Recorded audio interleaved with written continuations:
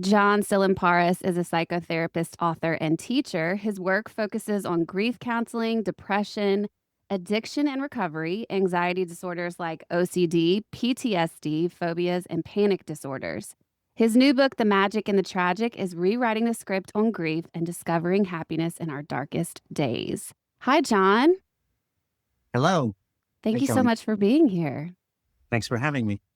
I want to start this conversation by just talking about the fact that you're really addressing the conversation around grief in such a different way than I've ever heard discussed publicly.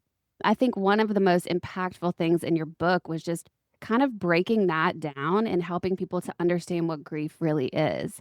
And I wanted to start by just asking you, we will all experience grief in our lives, correct? Yes, no matter who you are, no matter how rich you are, how famous you are, how young or good looking you are, no matter how many people love you or you love, you're going to experience grief. Absolutely. Do you find that people only equate grief to death? They do. And that's why, my goal in writing the book was to help people to move towards their grief as opposed to moving away from it and seeing grief as any adversity that we face. We face a myriad of emotions all through the day, and our lives are filled with potential disappointments like divorces, breakups, career disappointments, financial hardship, fallout from natural disasters. So, grief is really anything that is unresolved, like Mm. feelings that cause us a lot of negativity and stuff. So, it doesn't have to be just from somebody that you lost. Why do you think our culture downplays all the examples that you just gave? Because I find maybe this is just amongst my friend group, but I can't imagine that. But I find that when someone goes through a breakup or a loss, a job loss, anything like the things you just described, that we kind of have this mentality of, okay, well, on to the next, get over that. And we really downplay all of the emotions that come with such a loss. Why do you think we do that? We do. And, we've always been a be strong and move on culture. That's been our Mm. narrative for a long time. We're either afraid of wallowing in the grief for too long and then that gets worse, or we're afraid of being judged by it. And, it's not the case with the whole world. There are other countries that actually, hold suffering and grief in high regard. Uh, We don't do that. So it is curious about that. It's almost taboo. So I hope that, your listeners who may also feel uncomfortable about talking about grief, maybe at the end of this conversation might have a different experience about their own grief, cut themselves some slack. And, for many people, when you do avoid grief and you brush it under the carpet and stuff like that, it has the potential of getting worse. So right. it's much wiser to find a way to be moved by your grief. And that's what the book's about. It's not necessarily learning to like grief. Nobody will ever like grief. Sure. We all do it. We all avoid it. Nobody wants to suffer. Let's be clear about that. But you can find meaning in your grief. You can actually find purpose in it. Purpose in pain has a lot of value. So the book helps you to even find even beauty in your suffering. Well, we mentioned the book is called The Magic and the Tragic, which I think you kind of just summarized some of the meaning behind that phrase, but I find it to be such a beautiful phrase. Can you tell the listeners a little bit more about what it means to find the magic in the tragic?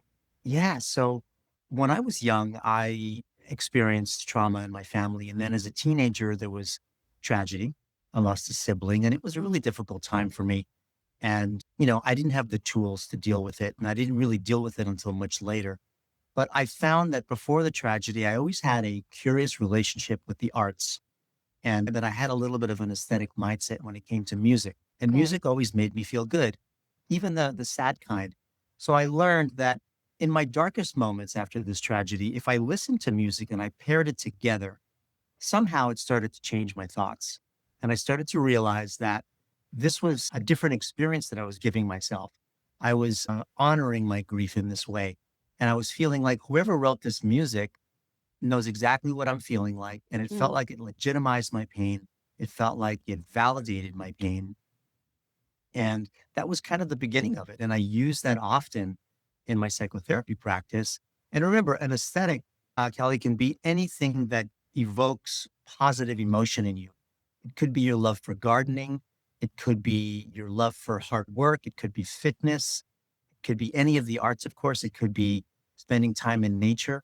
So it doesn't have to be my path, but Sure. finding that aesthetic, finding that beauty, and pairing that in your dark times is the way you build emotional resilience, which is converting pain into thriving. As you were talking, I was just thinking through the times in my life when I've been going through the grieving process. And I think the reason the magic and the tragic really struck me so beautifully is that in those moments, just like you're talking about with your music, it was probably some of the only times in my life that I actually slowed down enough to notice what was happening around. And when you're going through such a painful time, everything it's almost visceral, like the air, you feel the air hit your body. You feel the way the sun is shining. It's just like you feel everything. I'm wondering when you were writing the book and you really came up with the magic of the tragic, was that kind of what inspired you to want to help people with the grief process and really trying to reframe how we look at grief instead of running from it? Because to me, I have found a deeper version of myself, but also such beauty of life within those moments, as painful as they were. Beautifully said. If evolution didn't think that grief had any purpose, it would have eliminated it a long time ago. But Mm, it has stuck around for a long time. So it has its benefits. And yeah, I definitely used my own experience of putting intention to it because I think to your point, you're saying that it slowed you down. So I don't think that happiness or inspiration, just knocks on your door. I think you have to create it in your life. You have to find out what works for you. And so, with that intention, because grief will always be there, hopefully not every day, but we always experience some discomfort throughout our lives, that you can use that in a constructive way, that you can use it, you can almost leverage your pain in that way. And again, a big taboo subject for people because the reflex is to not think about it and just to mhm. move past it as quickly as possible. But there is so much value. Imagine if you could learn how to live with as much faith and as much confidence, and maybe even the sorrowful or the sad as you do with happy aspects of your life. It would change your life drastically. And, one of the exercises in the book that I use is called inspiration exposure, which is where you learn to immerse yourself in your darkest moments to these aesthetics, whatever those are, these awe inducing, inspiring moments or things in your life. And there are studies out there that show that when they do expose people to awe inducement and inspiration, it activates the part of the brain called the prefrontal cortex, which is in the back of your brain, just behind the forehead. And that activates, in other words, when you activate that part of your brain, which is your executive brain, your higher self, you inspire more motivation to be hopeful. You inspire more motivation to be at your best. It inspires more motivation to connect with others. And it makes you be more self reflective. It Yeah. makes you be more introspective with yourself. So if you can inspire that each time and you do that yourself, you've got something going there. And so I always tell people one of the best things you can do for yourself is to learn how to give yourself uplifting chills as often as possible. Ooh, I love that so much. I think this is such an important conversation because, we always hear that saying, hurt people hurt people. And I think what I would equate that to as someone who I openly talk about hurts in my life on this podcast. And so I think, like we said, everyone goes through hurts, and it is truly in how you deal with it. Because I would say Yes. at this stage of my life, the hurts in my life have actually made me into a person I like way more than I was before those hurts. But I think it's because I don't know if you know anything about the Enneagram. I'm an Enneagram 4. I'm very comfortable in dark emotions. Like, Yes. I can be okay in the high emotions and the low emotions because I think they're all a part of a process. And so I've never shied away from those low emotions. And that's been a gift in my life. Wow. And yeah, and it's exactly what you're speaking about, what you just said. And then I also was just thinking, I mean, you're a psychotherapist. I know you've worked in that field for over 30 years. So I imagine you've seen people go through every kind of loss with every kind of grief. What would the thing I mean, is there one thing that you would say people are most surprised to learn about grief as they go through these processes? Well, let me just say, first of all, that there's a new CDC report out there that depression has increased in the last 10 years, 60%. Okay. And in 2024, 2025, when they started to gather all the data in the fallout of the pandemic, Mm, they saw that 1 in 8 people ages 12 and up in the US experience some degree of depression. So we know the numbers are up. People's anxiety has spiked. mm. I've seen, again, depression on the rise. These are times that also people are reaching out more to therapy, which is great, but it's a different time. It's a different kind of chaos. It's a different kind of uncertainty, not just the affairs around the world, but in this country as well. In my private practice, that's really what I see is high anxiety and not being able to sort of balance themselves out because there are no quick answers for the uncertainties that we're living with right now. Right, but doesn't that make total sense with the way that our culture is currently set up? We don't talk about exactly what you're talking about. We try to sidestep it, we try to move past it, brush it under the rug, buy another item off of Instagram to fix it, get more success, chase money, all of those things, and none of that is going to remove the emotions all that are happening inside of us. Right. And again, for most people, if you don't do that, it can get worse. But when Yeah. we do have a familiarity with our emotions and we learn not to be afraid of it, and it's a process, it doesn't happen immediately. Not everyone is going to, be okay with their sort of darker, sadder moods. Mhm. But can you learn how to be moved by it? Can you learn Mm. how to be inspired by it? And also to understand that the ancients also have been talking about this for years. They've been saying that, that builds character. And I think that it does, as you just described. I think that it makes people more compassionate. It's a rite of passage. It's the way Yeah. that you get vetted. It's the way that it increases the sensitivity of your heart. You're much more compassionate with yourself and others.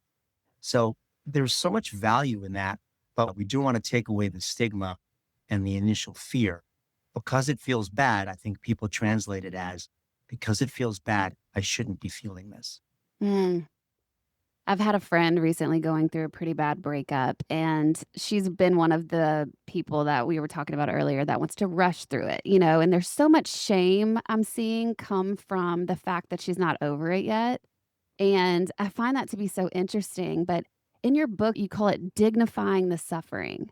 And that was I just loved the way that was said because what I would want to say to my friend is you are so justified in this moment and like for her to find this kind of strength in that in a different way she's talking to herself than the shame and the wanting to move past it. Can you talk a little bit about dignifying the suffering?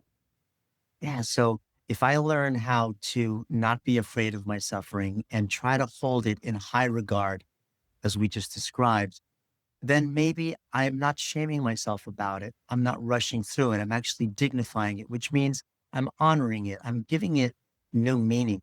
And then little by little, I start reassociating my grief and my emotional pain with positive things like curiosity, with wonderment, with personal growth, and maybe even with some spirituality. I always say that because I always try to take the woo out of the woo woo for people because, some people are very opposed to hearing anything spiritual or religious. And I would say I'm more spiritual than religious, but some people say that the divine or God or the universe speaks to us through our aesthetics, speaks to us through our arts and through nature and stuff. And so if I can reassociate it to be something like that, even a spiritual experience, that's giving it a little bit of dignity. That's giving it some value and some importance and a different kind of meaning instead of the knee jerk, this is bad and it's negative, or I shouldn't be, there's a time frame, I need 2 weeks or 2 months. And after that, I should forget about it and move on. It doesn't work that way. Well, you mentioned the rise in anxiety and all of the OCD, phobias, depression, all of that stuff in the last 10 years. And I'm just curious because the more I've learned about trauma, the more I see that it's all connected. And if we don't resolve our trauma or face it, work through the grief, it can circulate much later in our lives in the form. For me, it comes up with a lot of anxiety. Like I'll feel it in my body. or I can feel heavy with depression, things like that. And for me now, I can know because I've done, some work around this stuff. Oh, that there's something going on that I'm not addressing, or like, what am I trying to sidestep or put to the side? You're seeing these things in your practice. How much are you kind of equating back to things people haven't dealt with for many years or like childhood? I know you mentioned the traumatic events in your childhood and they came up way later. Can you just talk a little bit more about that? The connection Yeah. I there. mean, my psychotherapy practice does, does respect being a good historian and not only remembering what has happened to you the way I described my story, but also doing the work on that. Mhm. It's easy to say, oh, yeah, I feel anxiety. And this is kind of how I felt when I was a kid. And I'm an adult now, and maybe I shouldn't feel that. I try to change people's dialogue and instead say, well, that means I need a little more work on that, or I need to be healed on that a little bit more. I need to talk about that a little bit more. So, yeah, the trauma stays with us. And because trauma gets encoded in the senses, not only in memory, it is manifested sometimes in anxiety, in Mhm. grief, in depression. And sometimes it's manifested as panic and sometimes with digestive problems and Mhm. aches and pains and things like that. So looking back and, trying to understand your life looking backwards, but of course, living it moving forwards is a big part of psychotherapy. And, a good psychotherapist will always include that. It's not always the center, the center stage for psychotherapy, but it is very important to go back and look at that. So thanks for bringing that up. Of course. And you mentioned, spirituality, whatever that looks like for people. I think religion is one way that can be you could be connected to the tree outside for all I care. As long as you're connected to something higher than yourself, I see it helping people typically. And I know you have a podcast called Mindfulness for the Soul, which I will want to talk about a little bit more later. But what kind of role do you find spirituality, mindfulness, things like that to play during seasons of loss or emotional chaos? How are those things really helping us from a psychotherapy standpoint? I think that everybody needs to have something to believe in. And statistically, most of the world is religious and or spiritual. And knowing what's going to happen to you when you die, or at least believing in something like that and having that kind of faith seems to be a need for Mm, humans. That gives people purpose, that gives people hope, that gives people direction, it gives them guidance. And, that's why the 12-step programs in Alcoholics Anonymous are so important because it isn't so much staying clean and sober and all that stuff, but it's really the fellowship that you create mhm, and how you are in service of others and how that gives you, a place to go each day or a place to tune into via Zoom or however they do it. So all of that creates purpose, connection, and then it inspires gratitude for a lot of people. So I think it's a big part of it. It's never the main conversation that I have with my patients, but if they do have a sense of faith, I want them to explain it to me and to tell me how that can help them. And lots of times people have detached from their sense of faith or their religions for whatever reason. And I help them to try to come back to it in a way that maybe feels safer this time mhm. or maybe feels just a little more palatable.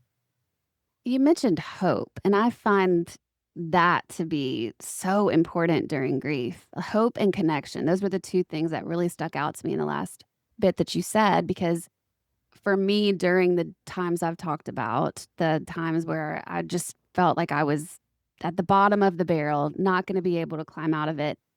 One, seeing other people who had lived a similar circumstance via connection that I had and survived and built a life again gave me hope. And I think and when you're in those times, there's something that our brain needs there that says, this is not the end. This is not, I'm not stuck here forever. I can get out of this circumstance. They did it. I can do it. Those kind of things. Are you seeing that a lot in the ways that people overcome grief and tragedy and things like that? Yes, I believe that human beings are wired for connection, but whenever we have trauma and we're going through difficult times, we become rewired temporarily for protection. And Mm, so especially here in this country, given what we talked about before, where we have that double standard, you're either the life of the party or you're a pessimist. So Yeah. the natural reflex when you're depressed is, it's almost like a voice telling you, don't reach out, don't let anybody see you, Yeah. stay in bed, don't get out of bed. Nothing matters, nothing's important. So psychotherapy, connection, faith might pull us out of that, even for 1 minute, and just connect with somebody. And luckily, that person is going to be compassionate, or they're going to be somebody that relates to what you're going through. And then you don't know what that's going to do to you. But most of the time, that uplifts you for a little while. You don't feel so alone. You feel the universality of, I'm part of this, maybe this brotherhood of wounded souls. And many of us are like this all the time, but we don't know it because we isolate. So I try to Right. break the cycle of isolation. If we have any listeners that are hearing like what you just said, try to break the cycle of isolation. I know you give a lot of tips in the book of tangible tips, and I love that. But would there be one step that you would say to someone listening who is resonating with the depression, the anxiety, being stuck in the isolation, and not really knowing exactly what the first step should be to get themselves out of it or to find some of the magic and the tragic, like we're talking about?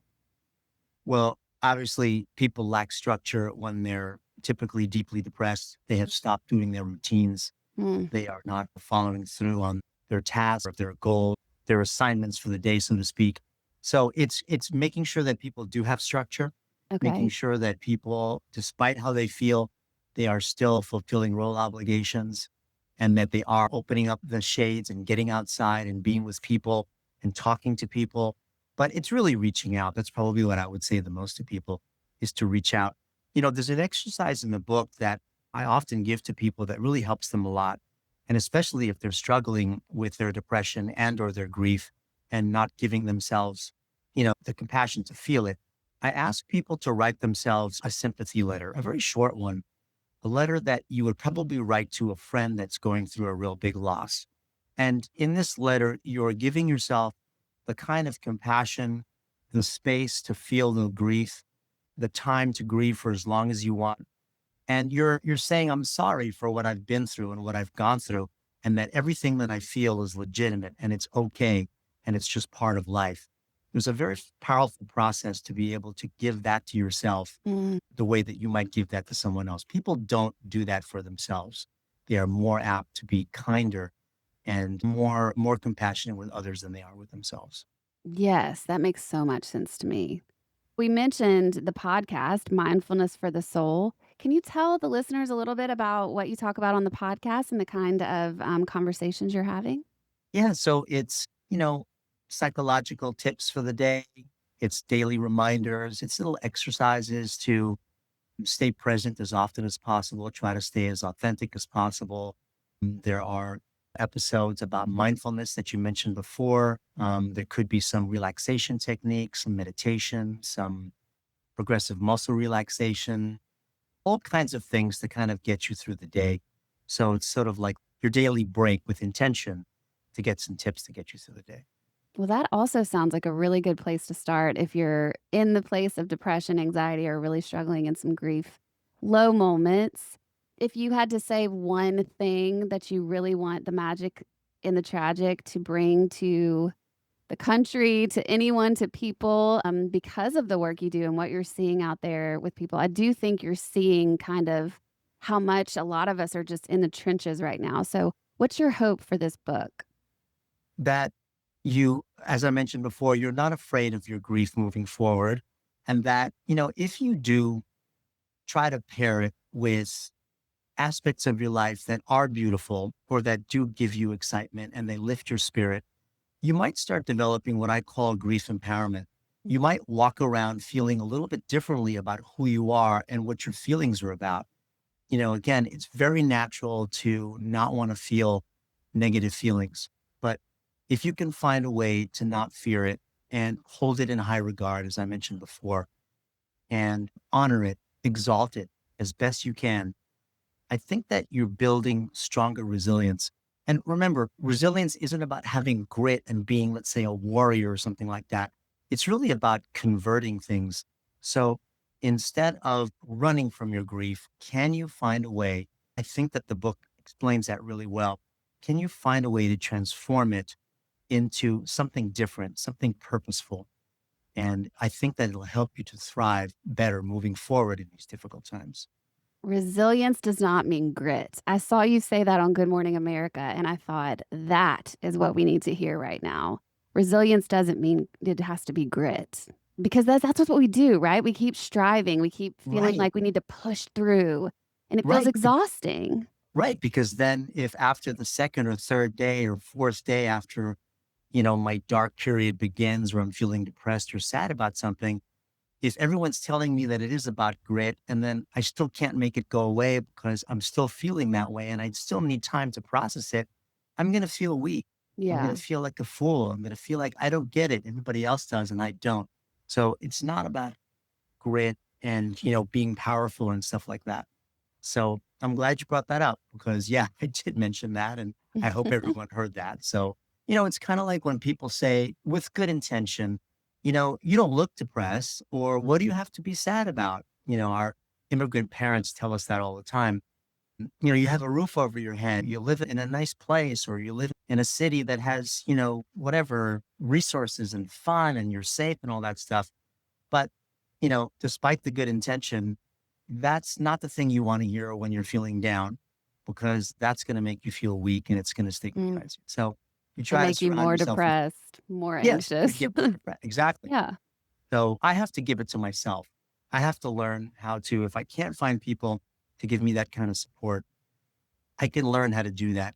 And by being sort of the architect of how, my day is going to progress, despite my sad feelings, I, again, empowering myself. And I think that that's really what it's about is I don't give people advice.